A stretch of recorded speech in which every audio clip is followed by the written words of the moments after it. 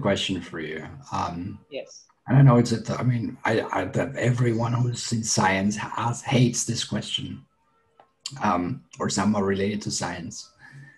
This year was this insane year of this global lockdown, and with this one pandemic, the overshoot day, which usually went 2 weeks earlier from one year to another, became a month later. So it was somewhere late July last year, and it was somewhere mid-August the year before, and this year it was late August by only a lockdown of a few weeks. And I'm curious, how good is the world in replenishing? How good is it if we're reaching a point where we stop polluting? How fast does it actually get back to a state that's inhabitable as it was decades ago? Right. So I think, not to sound depressing, and only shared because to be honest, from January up until now, I've spoken to nearly every reputable, passionate investor we see in the climate tech space or deep tech space, and unfortunately, the mindset revolves around what is cool for our fund to do, and at the same time, that are you the this is not something that affects my country, so why should I invest in it, right?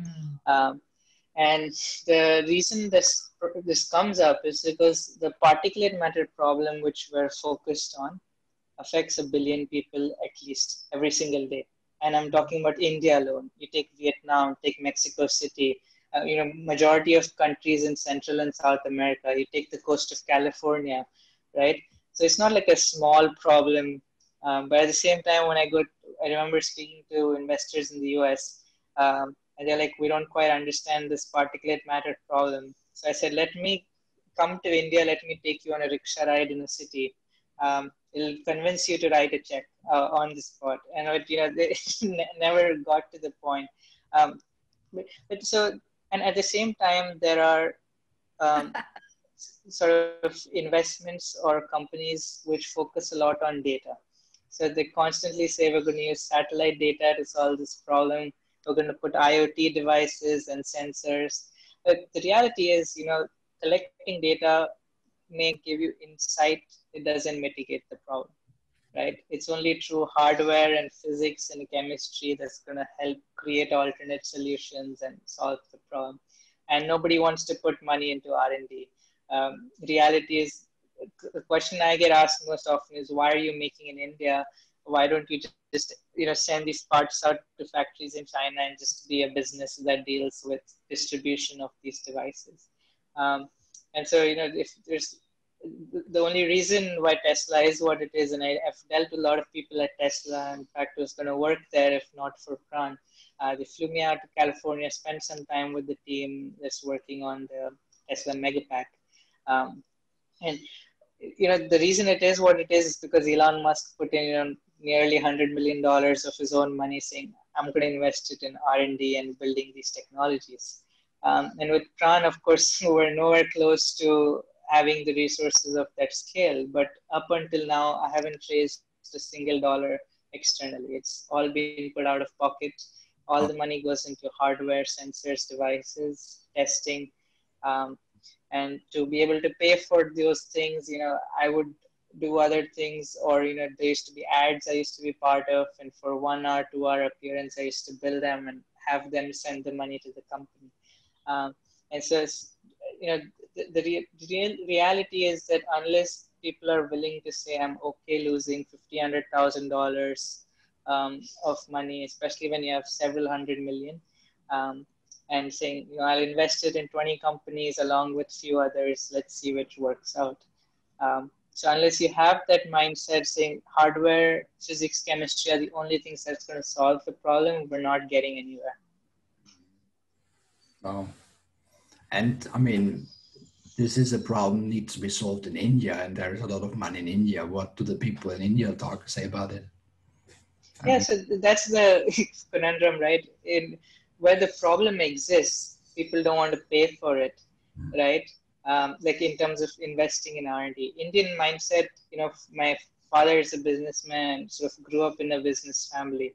The general mindset is how quickly can I get my money back, right? And these are not investments that are like, the day trader equivalent, or in 6 months, I can promise your money is going to 10x. You're most likely going to be in red line for 4 years, and you should know it. But you're going to grow and you're going to do things which will change, what the future looks like for people. And so the only way to truly make it happen is to put your money where your mouth is, and to keep investing your own resources, not in a crazy manner, but where it's actually going to work, and take the risk on yourself.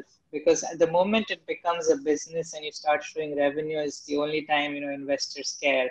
It's like, if I give this kid a couple $1 million after 4 years, where will it reach? That's the mindset. Okay, interesting.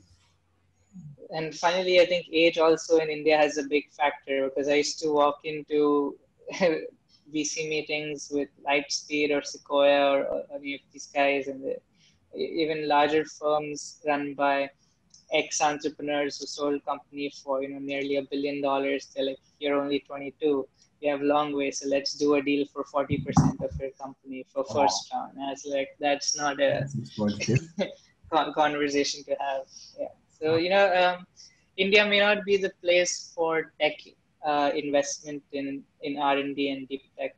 At least it may get there, but reality is very different. If you have a SaaS product, you want to do data science, yeah, sure. Because you don't lose much money there. It's like, you're not trying to invent something. It's all done. You're basically making new machine learning models.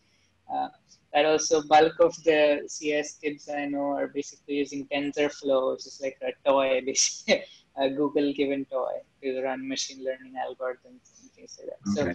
So if you really want to invest in, even if you just look at the whole AI side of climate or problems, if you really want to invest money and see legitimate output, you have to invest in like really good machine learning scientists, mathematicians who are solving the problem at the core. We're trying to make it accessible to everyone.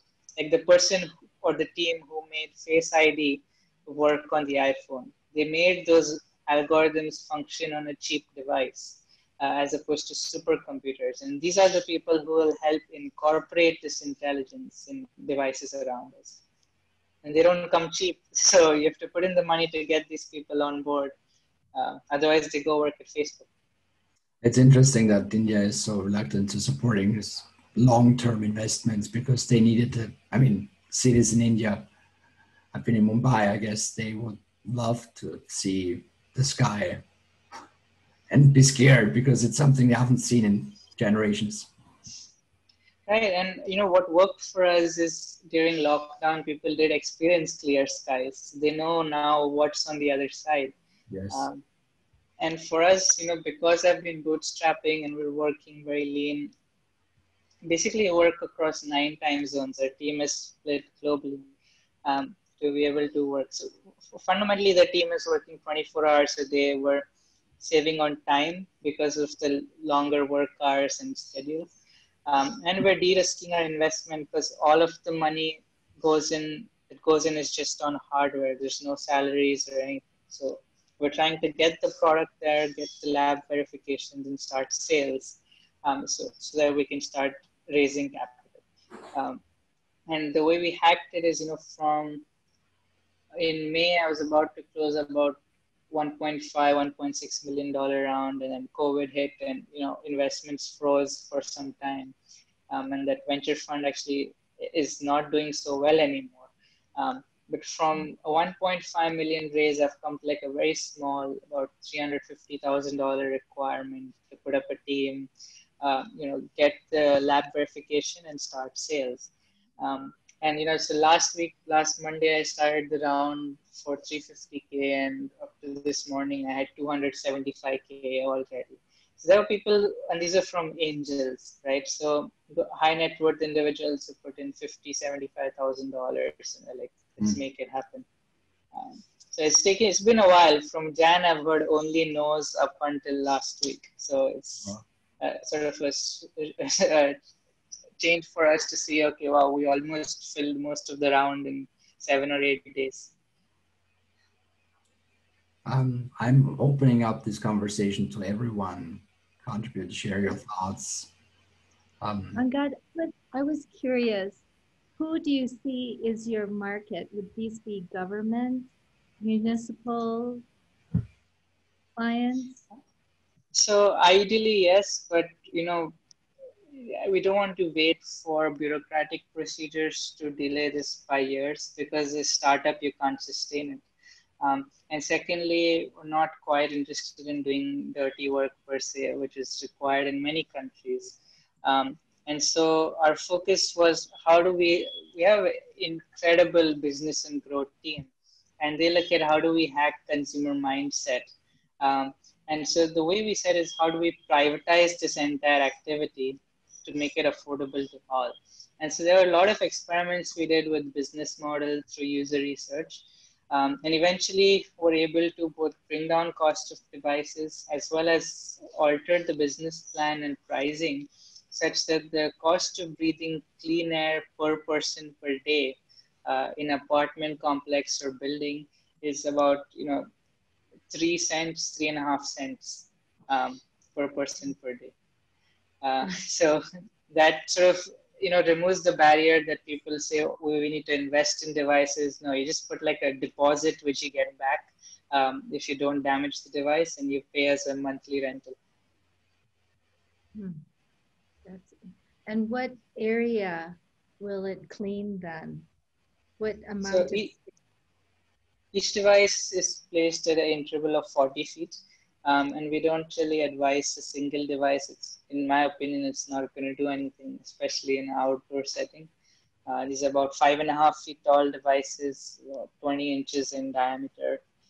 And so we deploy them as a cluster. And for at least, we've done some 35, 40 site evaluations. We have an average of 50 devices needed per site. And you'll have at least 1,500 to 2,000 people at each of these sites at which you install, so that rent is being split between 2,000 people.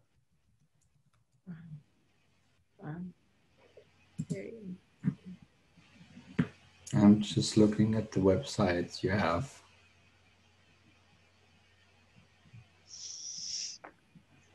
Yeah, we don't post a lot. We don't post a lot because we've been in stealth for a while. I think waiting for patents to get approved and sort of then show people what the device is and how it works with the software. We also completely remove the need to have air quality monitors. We provide that service for free because, like I mentioned, we say data is like talking and data is cheap. But solving the problem is where bulk of the talent and efforts lie. So if you buy our air purifiers, I'm going to give you air quality monitoring services for free. And a lot more tools built into it. Like that's where we sort of use data science to build into lifestyle. So like the devices have ambient light sensors, ambient noise, temperature, humidity, so many other things. So like if we'll tell you what is the best time to go out to get D3 and sunlight, right? We'll tell you noise levels are not so great today. Consider meditating for a few hours or consider going somewhere else to work to focus better. If it's too dry and hot, we'd recommend a lemonade so you feel energized. So we're doing all those things in software. That's clever, very clever. Do you mind if I ask you how old you are now? I turned 22 recently. 22? Yeah. Amazing. I need to make one of these things that says genius on it. No, we're not there yet. I think maybe if we're successful, then maybe I think. But for now, I think the focus remains how do we make this legitimate, because it's been running as a project. For it to gain traction and be taken seriously, it has to become a legitimate company with legitimate revenues. And so you were at this challenging phase where, okay, now it's a company, we've got, a few $100,000 coming in, how do we hack the market and actually make it something that's worthwhile and taken seriously. And so we're at that phase that we're trying to get past. It's so wrong that people are not running into your house and say, hey, please take my money and speed up. I have two questions. The first one, please, could you again, maybe I missed it, I don't know, explain me what is your core business and what is it, the investor case in your opinion? Yeah, sure. So we sell filterless air purification solutions to provide clean air outdoors to basically businesses, corporate campuses, residential campuses, apartment buildings, hospitals, farms, etc. That's primarily the product and the offering. We're saying, I'm promising you cleaner air outside if you buy our cluster of devices. Okay. And they remove particulate matter from ambient air in cities. So these are the same things that get deposited in your lungs. They reduce the oxidants in your bloodstream. And at this moment, they are also increase the risk of coronavirus spread through respiratory droplets. Okay, and you have already an income and you can bootstrap your company? No, I've been sort of taking money from friends and family, working on the side to pay the bills. And that's pretty much how we got to where we were. Recently, we received a grant 3 weeks ago from Elon Musk and Peter Thiel-backed Emergent Ventures. It was $25,000 or so. And so we'll just spend, and that's the reason to have to work out of India as opposed to where I was in Atlanta. So that, our costs of R&D, real estate, all that's extremely low. So I could rent a small space for a month for like $300-400.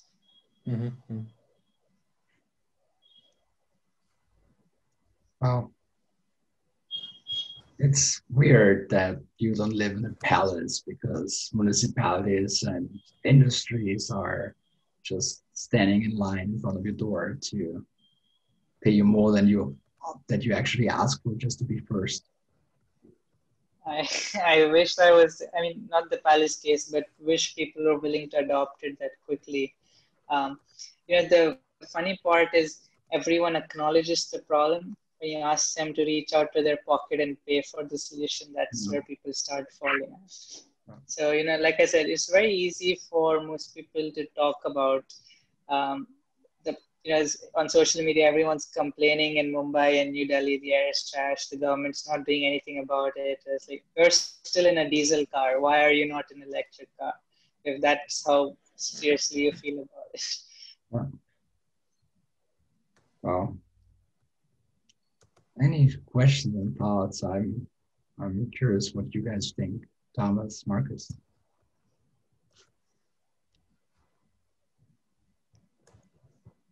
So, Angad, what is the pitch which you give to people to invest? Can you just give us the first, because we've got quite a lot of people here who are used to getting investors pitching, used to getting people pitching for investment.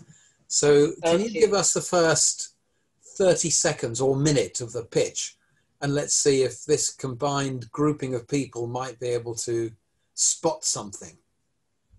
Sure, yeah. The coronavirus pandemic killed about 900,000 people, and it's called a pandemic. Air pollution kills 7 million people every single year, and we don't take it nearly as seriously. About 9/10 of the people in the world breathe toxic and polluted air. And so being able to solve this problem was challenging in a way where you couldn't capture the pollutants at the source of the emission. Because there's 250 million vehicles, how are you going to capture it? Plus other sources in construction, real estate, industries. And secondly, you wanted to make it filterless. And that's where the product innovation was. How do you make it filterless, make sure it needs no new infrastructure for installation, and it's ultra low cost and affordable to all. Praan by itself means stream of life in Sanskrit. And the motivation was, we want to make that same air that people used to breathe 3-4 decades ago accessible to every single person in cities. And the way we did it is by building ultra low cost, filterless outdoor air purification systems, which are deployed as a cluster on a campus. So these devices capture particulate matter from ambient air in cities. They store them in a collection chamber, which needs to be maintained every 2 to 6 months based on where you install. And the devices are extremely intelligent, where they're constantly communicating with weather APIs to make sure that their performance is optimized to the local temperature, humidity, air quality. And if it's going to rain or snow, the devices close their openings to protect themselves. Okay, whoa. So what's the pitch? What's the pitch over raise? Are you talking about how much money you want to raise? No, what's the pitch? So are you saying to people, hey, look, we've got these devices, we can put your logos on them? Or do you want to be associated with them? Or do you want to, so what is the pitch? What's the call to action? Yes, if you are an industry site, like we're working with Tata Group right now at one of their sites in West Bengal, India. If you have a site where you're emitting particulates and it's become unsafe for workers to work in that site, we're going to come install our devices and make the air cleaner for the people you work with. So it's going to reduce the cost of maintenance of your existing, machines and infrastructure. It's going to reduce sick days because fewer people are going to be breathing toxic air quality, and it's going to help you reach your EPA regulations and ESG norms. So why isn't everybody buying this then? Because people, like I mentioned, when you ask people to put the money where their mouth is, it's where, that people are not willing to adopt as quickly. Okay, Kat, you're pretty good at all this stuff. What advice would you give to Angad to get the pitch so that people race to give him money to buy the products to get stuff done? You're muted, Kat. How might you take all of this and reduce it to 2 sentences? It's broad what you're doing. So what is it that you're providing? It's like Nikki's introduction. When I struggle with, and therefore how could you bring all of that? Because it's really amazing what you're doing, but it's hard for us. That's why I was taking so many notes, because it's so rich and so dense. All of the aspects of it. How could you simplify it? Right. So traditionally, when I talk to people, I think this was the reason I sort of shared bulk of the other projects, is because to give a overview that hey, we work in climate. But traditionally, when I'm pitching it, I said we build industrial grade outdoor air purification systems to improve air quality in your factories or around your corporate campus, school, or any sort of site. I get that. Okay. Maybe. Who? Go ahead. Go ahead, Nadine. My apologies. I would repeat my question again. What is the investor's case? Because I saw a lot of pitches, I think maybe 600 in the last 2 years, but I'm not understanding what is your business case. So I understand the problem. It's a huge problem, and like Nikki always present the words of Peter Diamond, he says, if you have a problem for 2 billion people, you will be a rich person. So I understand this, but I don't understand who is your solution for it. Not on the product level, but for the investors. What exactly do you need?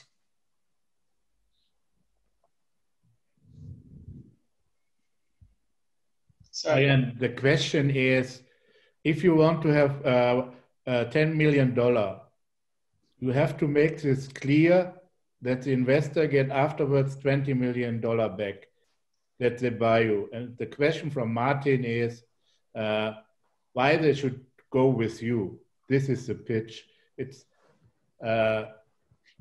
And the challenge is if you go in sustainability, because I've done several pitches in Palo Alto, in the central world, and if the investors will not get the money back in 3 months, then they will never give you the money.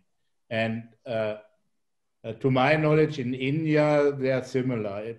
In the moment, because I have pitched there for e-commerce, and they like more e-commerce. Everything what has to do with climate change, and this is a good question from Martin, how to do this. And there you have to think about, because it's not a direct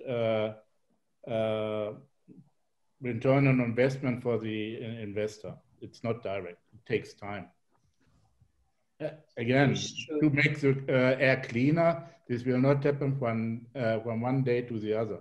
So it will take time.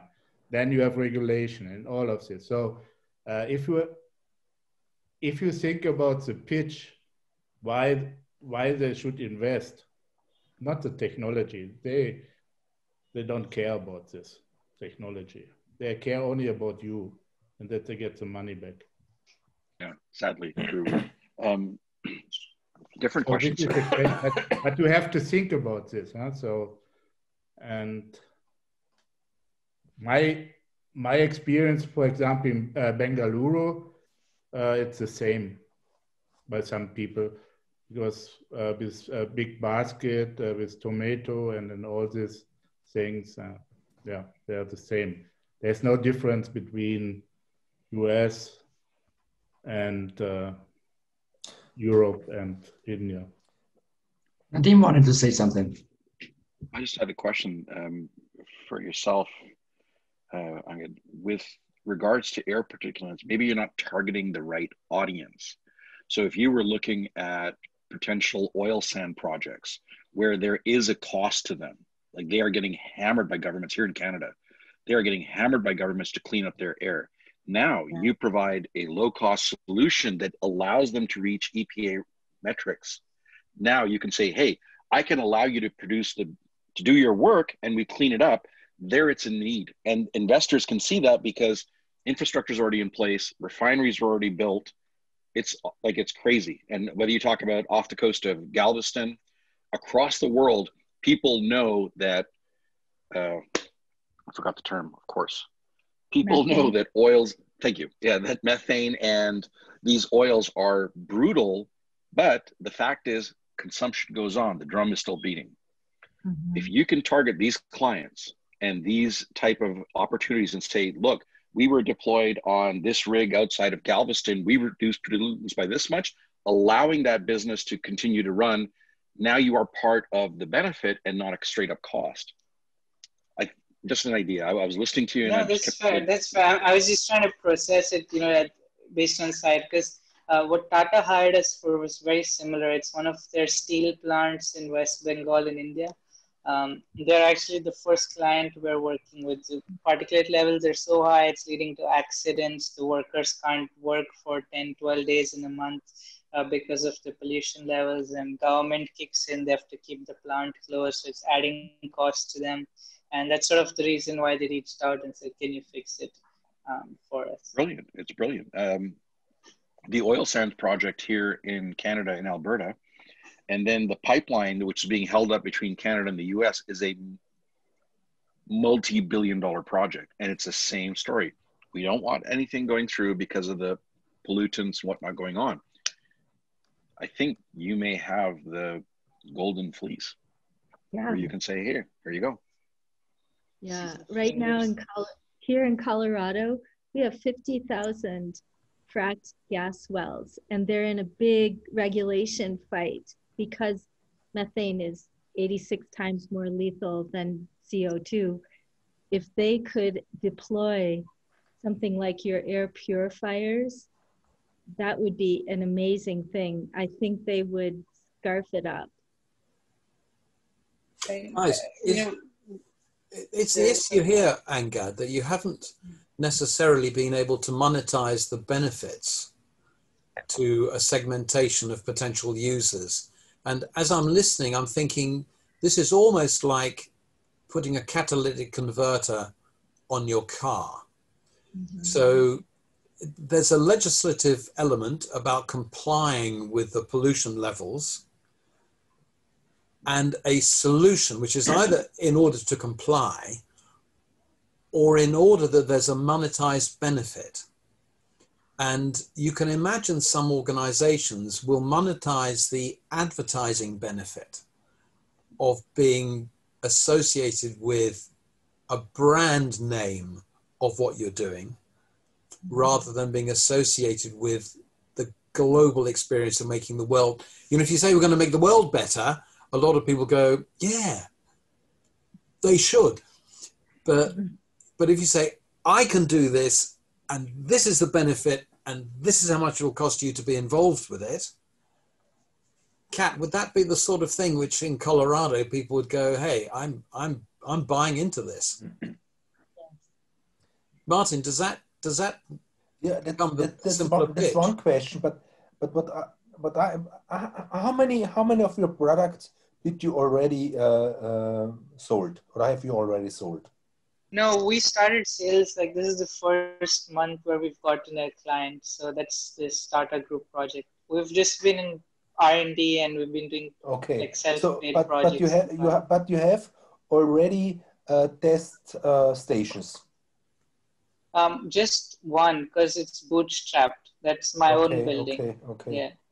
Do you have orders? Just one. I just like one client. It's $100,000 order, right? Okay. And for unknown startup with a technology that's not built before, to sort of come and ask anyone for few $100,000, difficult. Angad, I think this is so very exciting, and you can hear all of the support on the call for you today, right? Yeah, for sure. I mean, I think there's a lot of gratitude to see so many people listening in and sort of trying to help out. It happens. I would be very interested if you feel that you're at a place where you'd like to explore a market in the US. I would be very happy to find the right people here in Colorado to have a conversation with when you're ready to do that. Sure, that would be very helpful. I think the only challenge for us is right now we're only solving for particulates. Gases, becomes a very different issue, especially at large scales like industrial sites. So we're not quite equipped to handle, nitrous oxides or SOx in gaseous form, or methane yet. I'm here. Nikki has my number. And I'll connect you. Yes, go ahead, Martin. I have another question. Who would be your dream customer? So, dream customer for us is, traditional. I would want it in every residential complex, because at least in developing countries, people live in apartment buildings. So if at least you can have it where you live, that's sort of where my focus is. If we're to ask ideal customer, it would be government, because they would be able to scale it and provide it everywhere in a city. And do you have solutions for private persons too? All of our solutions are you talking about indoors or just? No. Like, for example, if you just, I don't know, if you live as a private person, you live in a small house, do you have a solution also for a small house? Yeah, it's just fewer devices based on site. How much would it be to buy it? So we sell the device through a rental model. You pay $550 upfront and then $35 a month to rent it. Okay.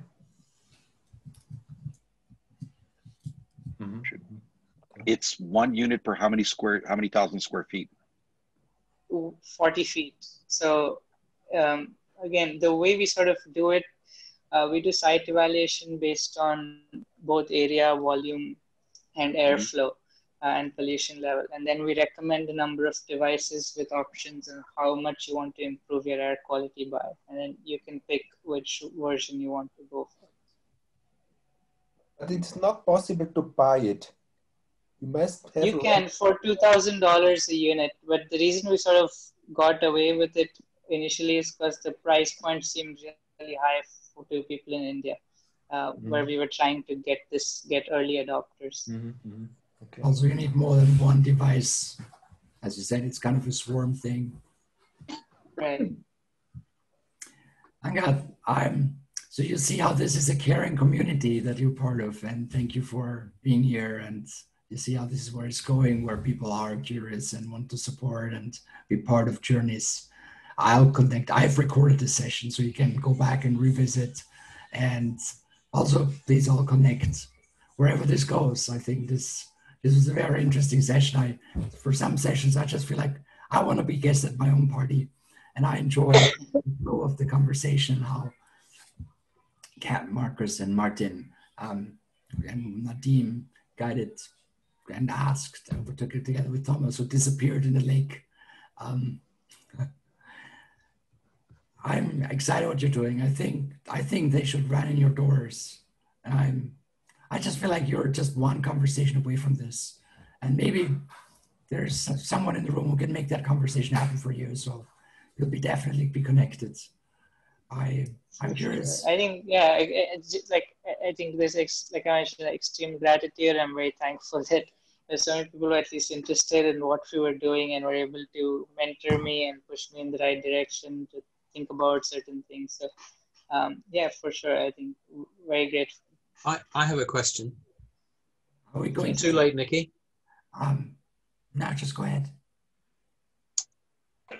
Angad, if somebody said, I love what you're doing, I want to invest, here's 5 million US, what would you do with it? Yeah, so I think, for us primarily is we want to make sure that we're very protected in terms of our IP, which is why we don't post pictures outside. We're going to do 2 self-paid pilots on a larger scale to demonstrate that, hey, here's the 50 devices that we spoke about at the site, and here's the air quality improvement. And we're very close in a way where we can now start acquiring customers around December. So Tata is our first customer who will sell to. So most of the money, I don't think we're at a stage where I need so much $5 million. I don't know if anyone would ever offer that much, but we're going to support putting up a team that can support the deployments. Angad, yes. Let me stop you. That's the wrong way of thinking, I feel. Yeah. Because if you take where are a lot of Indian workers currently working in order to make money for their families, you'll probably find they're in the Middle East, all over the place. And 5 million for someone in Dubai is nothing. And if the impact is to help your village, so that the team working on building a high rise in Dubai are actually putting some money into helping a load of their families back at home, it's a nothing equation. The question though is, can you do something? Can you ask for 5 or 10 million, which will give an indication that this is serious? You're going to make 1 million people better. And it's almost, this is such a big thing that potentially by asking for too little,